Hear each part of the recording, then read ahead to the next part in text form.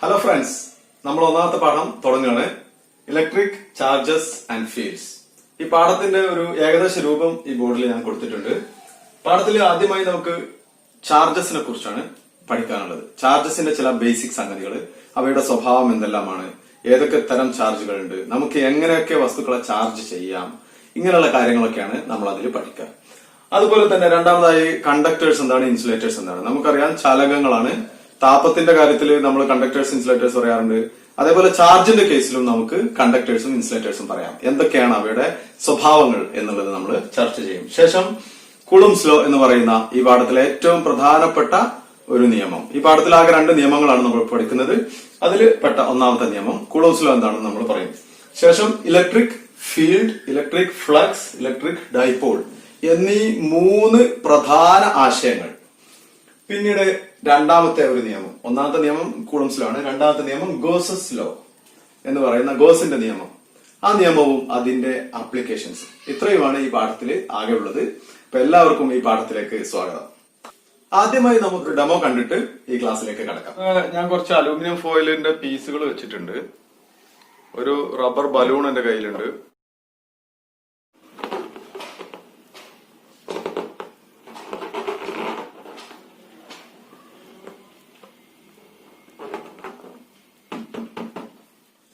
ഈ ഡെമോൺസ്ട്രേഷനിൽ ചെയ്ത എക്സ്പെരിമെന്റ് നിങ്ങൾക്ക് ചെയ്തു നോക്കാവുന്നതാണ്. ഒരു ബലൂൺ എടുത്ത് നന്നായി മുടിയിൽ ഉരസി, അലൂമിനിയം ഫോയിലിന്റെ ആവശ്യം പോലും ഇല്ല, നേരെ മുടിയുടെ അടുത്തേക്ക് തന്നെ കൊണ്ടുവരിക.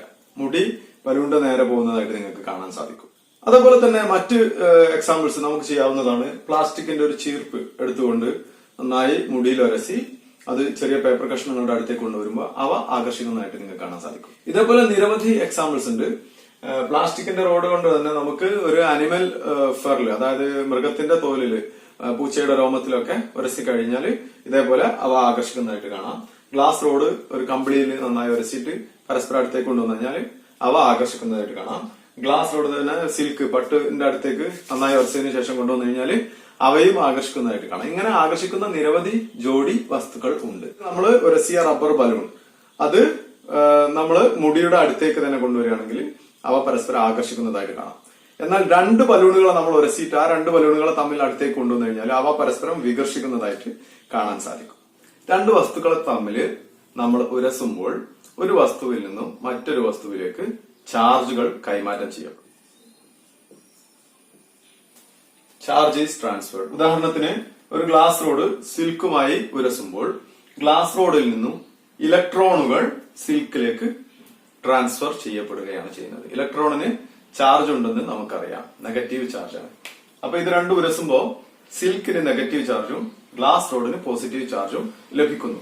അവയെ നമ്മൾ അടുത്തേക്ക് കൊണ്ടുവന്ന് കഴിഞ്ഞാൽ അവ പരസ്പരം ആകർഷിക്കുന്നതായിട്ട് കാണാം. അപ്പൊ 2 തരം ചാർജുകൾ ഉണ്ട്, positive and negative.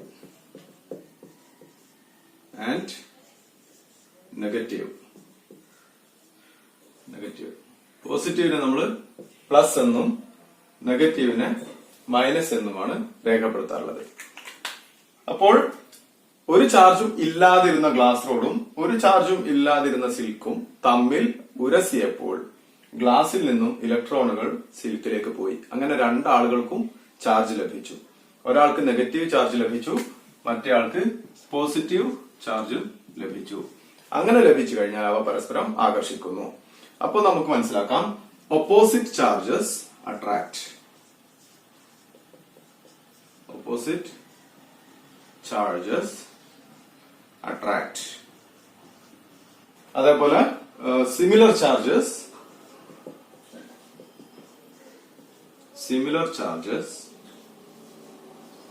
repel. Similar ചാർജസിന് നമ്മൾ ലൈക്ക് ചാർജസ് എന്നാണ് പറയുക. ഓപ്പോസിറ്റ് ചാർജസിന് നമ്മൾ അൺലൈക്ക് ചാർജസ് എന്നാണ് പറയുക.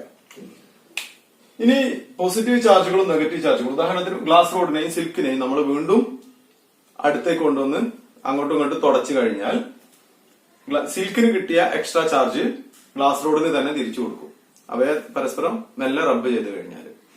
അപ്പൊ അവ വീണ്ടും പഴയപടി ന്യൂട്രൽ ആവും. അപ്പൊ അതിനെ നമുക്ക് ന്യൂട്രലൈസേഷൻ എന്ന് പറയാം. ഇപ്പൊ 2 പ്രോസസ്സുകൾ നടക്കുന്നുണ്ട്. ഒന്നാമത്തത് ചാർജിങ് ആണ്. ഒന്ന് ചാർജിങ്. രണ്ടാമത്തത് ന്യൂട്രലൈസേഷൻ.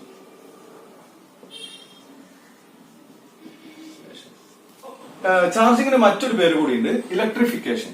ചാർജിങ്ങിന്റെ മറ്റൊരു പേരാണ് ഇലക്ട്രിഫിക്കേഷൻ.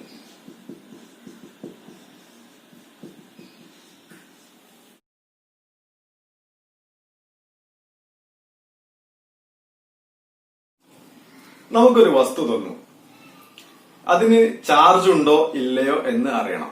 എന്ത് ചെയ്യും? അതിന് പറ്റിയ ഒരു ഉപകരണമാണ് നമ്മൾ ഇനി പറയാൻ പോകുന്നത്. ഇലക്ട്രോസ്കോപ്പ് എന്നാണ് ആ ഉപകരണത്തിന്റെ പേര്. ഇലക്ട്രോസ്കോപ്പ് നിങ്ങൾക്ക് തന്നെ വീട്ടിൽ അത് ഉണ്ടാക്കി നോക്കാം. അതിന് വേണ്ടത് ഒരു അലൂമിനിയം ഫോയിലാണ്. അലൂമിനിയം ഫോയിലിനെ നിങ്ങൾ ഇങ്ങനെ മടക്കുക, ഈ ഷേപ്പില്, വി ഷേപ്പിൽ മടക്കുക. എന്നിട്ടൊരു വയർ കണക്ട് ചെയ്യുക. വയറിന്റെ ഇങ്ങേ അറ്റത്ത് ഒരു നല്ലൊരു ചെമ്പിന്റെ പ്ലേറ്റ് വെക്കുക. ഇനി നിങ്ങളുടെ അടുത്ത് തന്നിരിക്കുന്ന ബോഡി, അതിൽ ചാർജ് ഉണ്ടോ ഇല്ലേ എന്നാണ് നമുക്ക് അറിയേണ്ടത്. ആ വസ്തുവിനെ ഈ ചെമ്പ് പ്ലേറ്റിന്റെ അടുത്തേക്ക് കൊണ്ടുവരിക. അടുത്തേക്ക് കൊണ്ടുവരുമ്പോൾ നിങ്ങൾക്ക് മനസ്സിലാക്കാൻ സാധിക്കും, ഈ ചെമ്പ് പ്ലേറ്റ് എന്ന് പറയുന്നത് അതിൽ ഒരുപാട് ഫ്രീ ഇലക്ട്രോൺസ് ഉണ്ട്. കാരണം അതൊരു കണ്ടക്ടറാണ്. ആ ഇലക്ട്രോൺസ് മുഴുവനും അതിന്റെ അടുത്തേക്ക് ആകർഷിക്കപ്പെടുകയോ അല്ലെങ്കിൽ അതിൽ നിന്നും റിപ്പൽ ചെയ്യപ്പെടുകയോ ചെയ്യും. കാരണം നിങ്ങൾ കൊണ്ടുവന്ന വസ്തുവിന് പോസിറ്റീവ് ചാർജ് ഉണ്ടെങ്കിൽ നെഗറ്റീവ് ചാർജുകളെ ആകർഷിക്കും. അപ്പൊ ഈ കോപ്പറിലുള്ള ഇലക്ട്രോൺസിനെ അത് ആകർഷിക്കും. അങ്ങനെ ഈ ഭാഗത്ത് മുഴുവനും നെഗറ്റീവ് ചാർജ് ആകും. സ്വാഭാവികമായും ഇങ്ങേ അറ്റത്ത് പോസിറ്റീവ് ചാർജ് ആകും. അപ്പൊ ഈ രണ്ട് പോസിറ്റീവ് ചാർജുള്ള വസ്തുക്കൾ തമ്മിൽ അടുത്താണെങ്കിൽ അവ വികർഷിക്കുമെന്ന് നമുക്കറിയാം. അപ്പൊ സാധാരണഗതിയിൽ ഇങ്ങനെ നിൽക്കുന്ന ആളാണെങ്കിൽ രണ്ടാക്കും പോസിറ്റീവ് ചാർജ് കിട്ടിയാൽ അവ കൂടുതൽ വികർഷിക്കുന്നതായിട്ട് കാണാം. അപ്പൊ ഇവിടെ ഉണ്ടായിരുന്നതിന് പകരം ഇങ്ങനെയായി മാറും. ഈ ആംഗിള് വർദ്ധിക്കുന്നതായിട്ട് കാണാം. അതേപോലെ നിങ്ങൾ കൊണ്ടുവന്ന വസ്തു ഒരു നെഗറ്റീവ് ചാർജുള്ള വസ്തുവാണെന്ന് വിചാരിക്കുക. അങ്ങനെയാണെങ്കിൽ ഈ കോപ്പറിലുള്ള ഇലക്ട്രോൺസിനെ അത് റിപ്പൽ ചെയ്യും. ആ ഇലക്ട്രോൺസ് എല്ലാവരും ഇങ്ങോട്ട് ഇറങ്ങി വരും. ഈ ഫോയിലിന്റെ രണ്ട് ഇതളുകളിൽ എത്തും. അപ്പോഴും ഒരേപോലെയുള്ള ചാർജുകളാണ്, അവ വികർഷിക്കും. അപ്പോഴും ഈ പറയുന്ന പോലെ ആംഗിള് കൂടും. അപ്പൊ നിങ്ങളുടെ അടുത്തുള്ള ചാർജ് എത്രത്തോളം ഉണ്ടോ, കൂടുതൽ ചാർജുള്ള വസ്തുവാണ് കൊണ്ടുവന്നിരിക്കുന്നതെങ്കിൽ കൂടുതലായിട്ട് ആകർഷിക്കുകയോ വികർഷിക്കുകയോ ചെയ്യും. അപ്പോ ഇവിടെ ഈ വിടരലും കൂടുതലോ കുറവോ ആയിരിക്കും. ഇതാണ് ഒരു ഇലക്ട്രോസ്കോപ്പ്. ഇതിനെ നിങ്ങൾക്ക് നല്ലൊരു കുപ്പിയിലൊക്കെ നല്ല സുന്ദരമായിട്ട് ഉണ്ടാക്കാൻ വേണമെങ്കിൽ ഇവിടെ ഒരു കോർക്കൊക്കെ വെച്ച് അടച്ച് ഇതിലൂടെ ഒരു ചെമ്പ് കമ്പി ഇറക്കി ഇവിടെ രണ്ട് അലൂമിനിയം ഇതളുകളിട്ട് ഇവിടെ ഒരു കോപ്പർ പ്ലേറ്റ് വെച്ച് കഴിഞ്ഞാൽ നല്ലൊരു ഇലക്ട്രോസ്കോപ്പായി. അപ്പൊ ഇത് ഉപയോഗിച്ചുകൊണ്ട് നിങ്ങൾ ബലൂൺ ചാർജ് ചെയ്തിട്ട് ഇതിന്റെ അടുത്ത് വന്ന് കൊണ്ടുവന്ന് നോക്കാം. ഇത് അനങ്ങുന്നുണ്ടെങ്കിൽ നിങ്ങൾക്ക് മനസ്സിലാക്കാം അതിൽ ചാർജ് ഉണ്ട് എന്ന്. അപ്പൊ ചെറിയ രീതിയിൽ റബ്ബ് ചെയ്ത് കൊണ്ടുവന്ന് നോക്കാം, കൂടുതലായിട്ട് റബ്ബ് ചെയ്തിട്ട് കൊണ്ടുവന്ന് നോക്കാം. ചാർജിന്റെ അളവിൽ വ്യത്യാസം ഉണ്ടോ എന്നുള്ളത് ഇതിന്റെ അനക്കത്തിലുള്ള വ്യത്യാസത്തിൽ നിന്നും മനസ്സിലാക്കാൻ സാധിക്കും. അപ്പൊ ചാർജ് ഉണ്ടോ എന്ന് ഡിറ്റക്ട് ചെയ്യുന്ന ഉപകരണമാണ് electroscope. It is a device used to detect the presence of charge. So electroscope is a device used to detect the presence of charge in a body.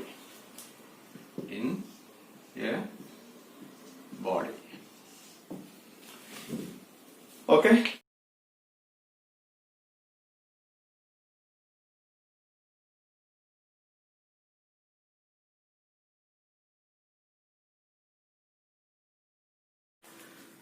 നമ്മുടെ അടുത്ത് ഒരു ഇരുമ്പിന്റെ സ്പൂൺ ഉണ്ടെന്ന് വിചാരിക്കുക.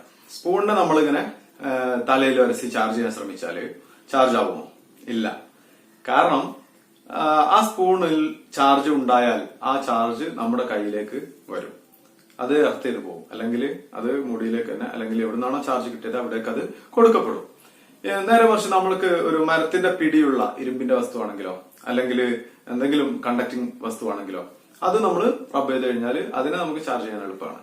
അപ്പൊ ഇങ്ങനെ ഫ്രിക്ഷൻ വഴി ചാർജ് ചെയ്യുമ്പോൾ തന്നെ അവിടെ ആ ചാർജ് നിലനിൽക്കുന്നുണ്ടോ എന്നതും പ്രസക്തമാണ്. Conductor is A material that allow the passage of charges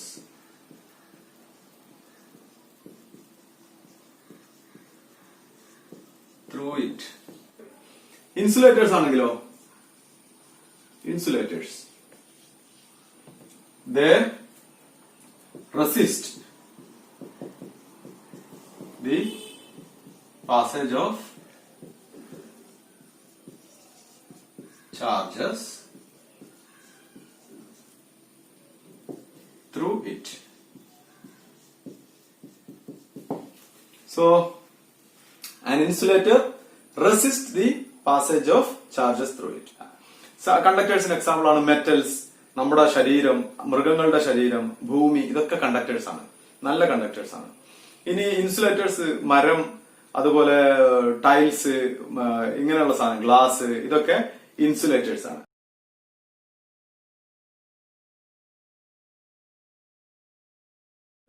നമ്മുടെ അടുത്ത് ഒരു സ്പൂൺ, ഒരു ഇരുമ്പിന്റെ സ്പൂൺ ഉണ്ട്. അതിനെ നമ്മൾ ചാർജ് ചെയ്യണം നേരിടുക, ഫ്രിക്ഷൻ വഴി ചാർജ് ചെയ്യണം. മറ്റൊരു വസ്തു കൊണ്ട് റബ്ബ് ചെയ്ത് ചാർജ് ചെയ്യാൻ ശ്രമിച്ചാൽ അതിലുണ്ടാകുന്ന ചാർജുകൾ അപ്പൊ തന്നെ നമ്മുടെ ശരീരത്തിലൂടെ ഭൂമിയിലേക്ക് പോകും. ഇതിനാണ് എർത്തിങ് എന്ന് പറയുക. സോ എർത്തിങ് അല്ലെങ്കിൽ ഗ്രൗണ്ടിങ് എന്ന് പറയുന്നത് നമ്മൾ വസ്തുക്കളിലുള്ള എക്സസ് ചാർജിനെ ഭൂമിയിലേക്ക് ഒഴുക്കിവിടുന്ന പ്രക്രിയക്ക് പറയുന്ന പേരാണ്. ഇപ്പൊ നമ്മളൊരു മെറ്റൽ സ്പൂണിനെ ചാർജ് ചെയ്തപ്പോൾ അതിലൊരു നിശ്ചിത എമൗണ്ട് ഓഫ് ചാർജ് ഉണ്ടായി, എക്സസ് ചാർജ് ഉണ്ടായി. ആ ചാർജിനെ ഭൂമിയിലേക്ക് ഒഴുക്കിവിട്ട് ഈ വസ്തുവിനെ ന്യൂട്രൽ ആക്കുന്ന പ്രവർത്തനത്തിന്റെ പേരാണ് എർത്തിങ് അല്ലെങ്കിൽ ഗ്രൗണ്ടിങ്. വളരെയധികം ആപ്ലിക്കേഷൻ ഉണ്ട് നമ്മുടെ വീടുകളിലും അല്ലെങ്കിൽ ബിൽഡിങ്ങുകളിലൊക്കെ ഉള്ള ഇലക്ട്രിസിറ്റി, നമ്മൾ ഇലക്ട്രിക്കൽ വയറിംഗ് ഒക്കെ ചെയ്യുമ്പോൾ ഉപകരണങ്ങളെ എർത്ത് ചെയ്യാറുണ്ട്. 3 വയറുകൾ നിങ്ങൾക്ക് കാണാം, ലൈവ്, ന്യൂട്രൽ ആൻഡ് എർത്ത്. ഇതിൽ ലൈവും ന്യൂട്രലും നമുക്ക് ഇലക്ട്രിസിറ്റി മെയിൻ സപ്ലൈയിൽ നിന്നും അല്ലെങ്കിൽ KCB തരുന്ന ലൈനിൽ നിന്നും കിട്ടുന്ന കറണ്ട് കിട്ടുന്ന വയറുകളാണ്. എന്നാൽ ഈ എർത്ത് എന്ന് പറയുന്ന വയറ്, അത് യഥാർത്ഥത്തിൽ ഉപകരണത്തിന്റെ മെറ്റൽ ബോഡിയിൽ നിന്നും ഗ്രൗണ്ടിലേക്ക് പോകുന്ന ഒരു കണക്ഷനാണ്. അപ്പോ 3 പിന്നുള്ള ഒരു വസ്തുവാണെങ്കിൽ, ഉദാഹരണത്തിന് ഒരു അയൺ ബോക്സ് ഉണ്ടെങ്കിൽ ആ അയൺ ബോക്സിന്റെ മെറ്റൽ ബോഡിയിൽ നിന്നാണ് ഒരു വയർ ഉണ്ടാകുക, 3ാമത്തെ വയർ. ആ വയറിനെ നമ്മൾ പുറത്തേക്ക് എടുത്തിട്ട് ഒരു വലിയ പ്ലേറ്റ്, മെറ്റൽ പ്ലേറ്റ് ഗ്രൗണ്ടിൽ കുഴിച്ചിട്ട് അങ്ങോട്ട് കണക്ട് ചെയ്യാണ് ചെയ്യുക. ഇതിനെ നമ്മൾ എർത്തിങ് എന്ന് പറയാറുണ്ട്.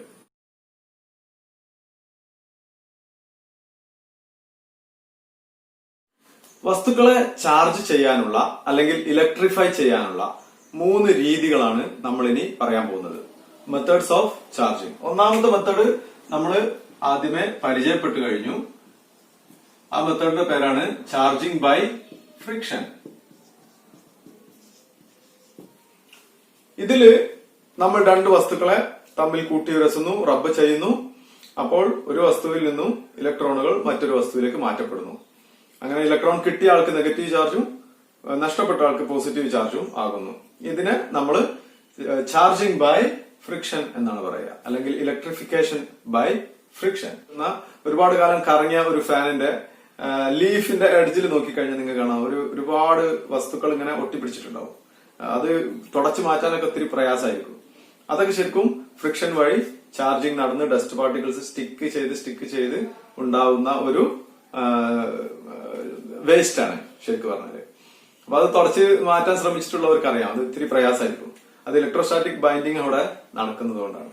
ഓക്കെ, മറ്റു 2 മെത്തേഡ്സ് നമുക്ക് നോക്കാം. രണ്ടാമത്തെ മെത്തേഡാണ് ബൈ കോണ്ടാക്ട്.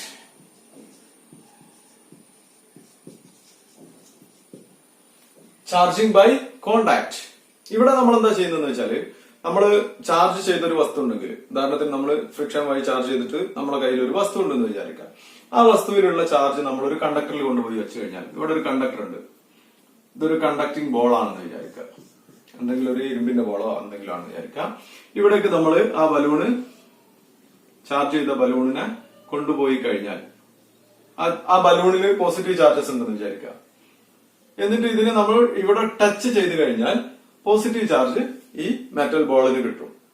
സോ അത് ചാർജിങ് ബൈ കോണ്ടാക്ട് ആണ്. നമ്മൾ ചാർജ് ഉള്ള ഒരു വസ്തുവിനെ ചാർജ് ഇല്ലാത്ത ഒരു വസ്തുവിൽ കോണ്ടാക്ട് ചെയ്തുകൊണ്ട് ആ ചാർജ് ഇല്ലാത്ത വസ്തുവിനെ ചാർജ് ചെയ്യുന്ന പരിപാടിയാണ് ചാർജിങ് ബൈ കോണ്ടാക്ട്. ഇനി മൂന്നാമത്തെ method by induction. By induction. ഇൻഡക്ഷന്റെ മെത്തേഡ് എങ്ങനെ നോക്കാം. നമ്മുടെ അടുത്ത് ഒരു കണ്ടക്ടിങ് വസ്തു ഉണ്ടെന്ന് വിചാരിക്കാം. അതൊരു സ്റ്റാൻഡിൽ ഇങ്ങനെ വെച്ചിരിക്കുക, ഒരു മരത്തിന്റെ സ്റ്റാൻഡിൽ വെച്ചിരിക്കുകയാണ്. അപ്പോ കണ്ടക്ടറാണ്. ഈ കണ്ടക്ടറിൽ നമ്മൾ ചാർജ് കൊടുത്തു കഴിഞ്ഞാൽ അതിലെല്ലാ സ്ഥലത്തും ഒരേപോലെ ഡിസ്ട്രിബ്യൂട്ട് ചെയ്യപ്പെടും. പക്ഷെ ആ ചാർജുകൾ ഈ ഇൻസുലേറ്ററിലൂടെ പാസ് ചെയ്യുകയില്ല. നമ്മൾ കൊടുക്കുന്ന ചാർജ് അതിൽ തന്നെ ഉണ്ടാവും. സോ ഈ വസ്തുവിനെ ഇൻഡക്ഷൻ മെത്തേഡിലൂടെ എങ്ങനെ ചാർജ് ചെയ്യാം എന്ന് നോക്കാം, പ്രേരണയിലൂടെ. ഇപ്പൊ നമ്മുടെ കയ്യിൽ ഒരു ബലൂൺ ഉണ്ടെന്ന് വിചാരിക്കുക, ഒരു ബലൂൺ.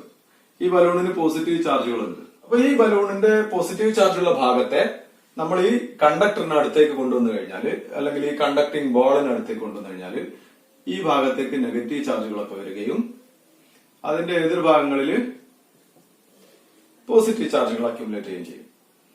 എന്നിട്ട് നമ്മൾ എന്ത് ചെയ്യാം, ഇതിനെ ഒന്ന് എർത്ത് ചെയ്ത് കൊടുക്കുക. അപ്പോ ഇവിടെ ഉള്ള ചാർജിനെ, എർത്തിൽ നിന്നും വരുന്ന ചാർജുകൾ ന്യൂട്രലൈസ് ചെയ്യും, അല്ലെങ്കിൽ ഈ എക്സസ് ഇവിടെയുള്ള ചാർജിനെ അത് എർത്ത് ചെയ്യപ്പെടും. എന്നിട്ട് ഈ എർത്തിങ് നമ്മൾ മാറ്റുക, ഡിസ്കണക്ട് ചെയ്യുക. ഇപ്പോ ഈ വസ്തുവില് നെഗറ്റീവ് ചാർജുകളാണ് എക്സസ് ആയിട്ടുള്ളത്. ഇനി ഈ ബലൂണിനെ നമ്മൾ ഇവിടെ നിന്ന് മാറ്റിക്കഴിഞ്ഞാൽ എന്ത് സംഭവിക്കും? ഈ നെഗറ്റീവ് ചാർജുകൾ വസ്തുവിൽ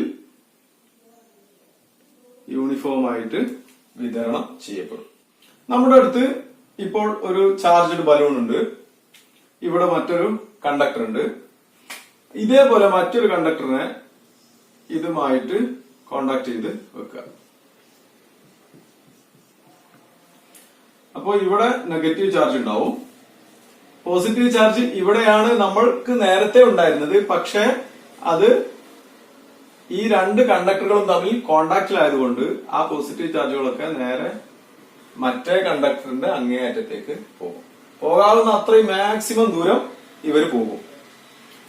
സോ ഇപ്പോ നമുക്ക് ഒരു കാര്യം സൂക്ഷിച്ചു നോക്കിയാൽ കാണാം, ഈ ബോളിൽ നെഗറ്റീവ് ചാർജുകളും ഈ ബോളിൽ പോസിറ്റീവ് ചാർജുകളും ആണ് ഉള്ളത്. ഇനി എന്ത് ചെയ്യാം, ഈ രണ്ട് വസ്തുക്കളെയും ചെറുതായിട്ടൊന്ന് നീക്കുക. നീക്കി അവ തമ്മിലുള്ള കോണ്ടാക്ട് വേർപ്പെടുത്തി കഴിഞ്ഞാൽ ഇതിലുള്ള ഒരു വസ്തുവിന് എക്സസ് ആയിട്ടുള്ള നെഗറ്റീവ് ചാർജും മറ്റേ വസ്തുവിന് എക്സസ് ആയി പോസിറ്റീവ് ചാർജും ഉണ്ടാവും. ഇപ്പോൾ ഈ നെഗറ്റീവ് ചാർജുകൾ വസ്തുവില് യൂണിഫോം ആയിട്ട് വിതരണം ചെയ്യപ്പെടും. അതേപോലെ പോസിറ്റീവ് ചാർജുകൾ ഈ വസ്തുവില് യൂണിഫോം ആയിട്ട് വിതരണം ചെയ്യപ്പെടും. ഇവ രണ്ടിനെ അപ്പൊ നമുക്ക് ഒരു ഒറ്റ പ്രോസസ് കൊണ്ട് തന്നെ ഒരു വസ്തുവിനെ പോസിറ്റീവ് ചാർജും ഒരു വസ്തുവിന് നെഗറ്റീവ് ചാർജും ആക്കിയെടുക്കാൻ വേണ്ടി സാധിച്ചു. സോ ഇതാണ് മൂന്ന് മെത്തഡുകൾ. സോ ഒന്നാമത്തത് ചാർജിംഗ് ബൈ ഫ്രിക്ഷൻ, രണ്ടാമത്തത് charging by contact, then charging by induction. അപ്പോ ഈ വീഡിയോ അവസാനിപ്പിക്കുന്നതിന് മുമ്പ് രണ്ട് കാര്യങ്ങൾ കൂടിയാണ് പറയാനുള്ളത്. ചാർജിനെ നമുക്കൊന്ന് ഡിഫൈൻ ചെയ്യണം, ചാർജസിന്റെ പ്രധാന പ്രോപ്പർട്ടീസ് എന്തൊക്കെയാണെന്ന് അറിയണം. ചാർജസിന്റെ ഡെഫിനിഷൻ ഇതാണ്: ഏതൊരു പ്രോപ്പർട്ടി മൂലമാണോ വസ്തുക്കൾക്ക് ഇലക്ട്രോസ്റ്റാറ്റിക് ഫോഴ്സ് എക്സ്പീരിയൻസ് ചെയ്യാൻ സാധിക്കുന്നത്, ആ പ്രോപ്പർട്ടിയുടെ പേരാണ് charge. So charge is a property of objects due to which the experience electrostatic force. So മൂന്ന് പ്രോപ്പർട്ടീസ് ആണുള്ളത്. ഒന്നാമത്തെ പ്രോപ്പർട്ടി അഡിറ്റിവിറ്റി ആണ്. ആഡ് ചെയ്യുക എന്ന് പറഞ്ഞാൽ നമുക്കറിയാം, കൂട്ടലാണ്. സംഖ്യകൾ കൂട്ടുന്ന പോലെ ചാർജുകളെ കൂട്ടാം എന്നുള്ളതാണ് ഇതുകൊണ്ടുള്ള ഉദ്ദേശം. ഇപ്പൊ ഒരു ഹൈഡ്രജൻ ആറ്റം എടുക്കുകയാണെങ്കിൽ അതിൽ നിങ്ങൾക്ക് ഒരു ഇലക്ട്രോണും ഒരു പ്രോട്ടോണും ഉണ്ട്. രണ്ടിനും ഒരേ ചാർജാണ്, പക്ഷെ ഒന്ന് നെഗറ്റീവ് ചാർജാണ്, ഒന്ന് പോസിറ്റീവ് ചാർജാണ്. പ്രോട്ടോണിന് പോസിറ്റീവ് ചാർജാണ്, ഇലക്ട്രോണിന് നെഗറ്റീവ് ചാർജാണ്. ഇപ്പൊ നമ്മൾ സാധാരണ +1 -1 കൂട്ടിയാൽ 0 കിട്ടുന്ന പോലെ ഈ ഇലക്ട്രോണിക് ചാർജും പ്രോട്ടോണിന്റെ ചാർജും കൂട്ടി കഴിഞ്ഞാൽ 0 ആയിരിക്കും കിട്ടുക. അപ്പൊ ഹൈഡ്രജൻ ആറ്റത്തിന്റെ ചാർജ് എത്രയെന്ന് വെച്ചാൽ 0 ആണ്, നെറ്റ് ചാർജ് 0 ആണ്. അതേപോലെ തന്നെ മറ്റ് ഏത് ആറ്റങ്ങൾ എടുത്തു കഴിഞ്ഞാലും അവ നോർമൽ ആയിട്ടുള്ള സിറ്റുവേഷൻസിലാണെങ്കിൽ അവയിൽ ഈക്വൽ നമ്പർ ഓഫ് നെഗറ്റീവ് ചാർജും പോസിറ്റീവ് ചാർജും ഉണ്ടാകുക. അത് കൂട്ടിക്കഴിഞ്ഞാൽ 0 ചാർജ് ആയിരിക്കും, നെറ്റ് ചാർജ് 0 ആയിരിക്കും. അതേപോലെ തന്നെ നിങ്ങൾ നേരെ മറിച്ച് നിങ്ങൾ അയണൈസ്ഡ് ആറ്റംസ് എടുക്കുകയാണെന്ന് വിചാരിക്കുക. ഹൈഡ്രജൻ ആറ്റത്തിന് അയണൈസ് ചെയ്താൽ അതിലുള്ള ഇലക്ട്രോൺ പോകും, ഇപ്പൊ പ്രോട്ടോൺ മാത്രമേ ഉണ്ടാവുള്ളൂ. അപ്പൊ ആ ഹൈഡ്രജൻ അയോണിന്റെ ചാർജ് പോസിറ്റീവ് ചാർജാണ്. അപ്പൊ ഈ രീതിയിലാണ് നമുക്ക് സംഖ്യകൾ കൂട്ടുന്ന പോലെ ചാർജസിനെ കൂട്ടാം എന്നുള്ളതാണ് അഡിറ്റിവിറ്റി കൊണ്ട് ഉദ്ദേശിക്കുന്നത്. They can be added like numbers. രണ്ടാമത്തെ സംഗതിയാണ് കൺസർവേഷൻ. കൺസർവേഷൻ ഓഫ് ചാർജ് എന്ന് പറയുന്നത് എനർജി, അല്ലെങ്കിൽ നമ്മൾ പല കൺസർവേഷൻസും പഠിച്ചിട്ടുണ്ട് ഫസ്റ്റ് ഇയറിൽ. അതേപോലെയുള്ള ഒരു കൺസർവേഷൻ തന്നെയാണ്. എന്ന് പറഞ്ഞാൽ ചാർജസിനെ നമുക്ക് നശിപ്പിക്കാൻ സാധ്യമല്ല. They can be transferred from one object to another object. So charge cannot be destroyed or created.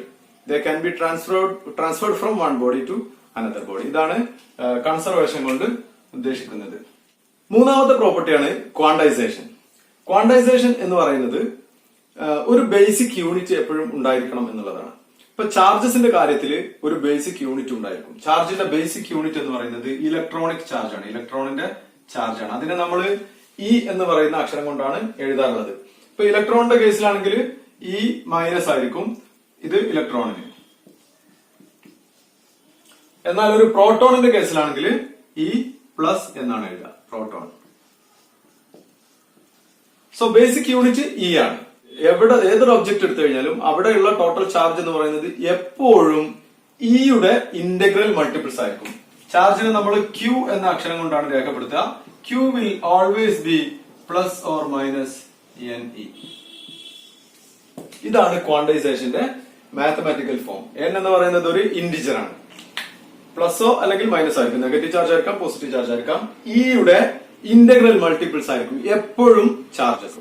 ഇതാണ് ക്വാണ്ടൈസേഷൻ കൊണ്ട് ഉദ്ദേശിക്കുന്നത്. സോ ഇലക്ട്രോണിക് ചാർജിന്റെ വാല്യൂ എത്രയാണെന്ന് ചോദിച്ചു കഴിഞ്ഞാൽ E is equal to 1.6 into 10⁻⁻19 coulomb ആണ് ഒരു ഇലക്ട്രോണിന്റെ ചാർജ്. ഇപ്പൊ ഇലക്ട്രോൺ ആണെങ്കിൽ മൈനസ് ആയിരിക്കും, പ്രോട്ടോൺ ആണെങ്കിൽ പ്ലസ് ആയിരിക്കും.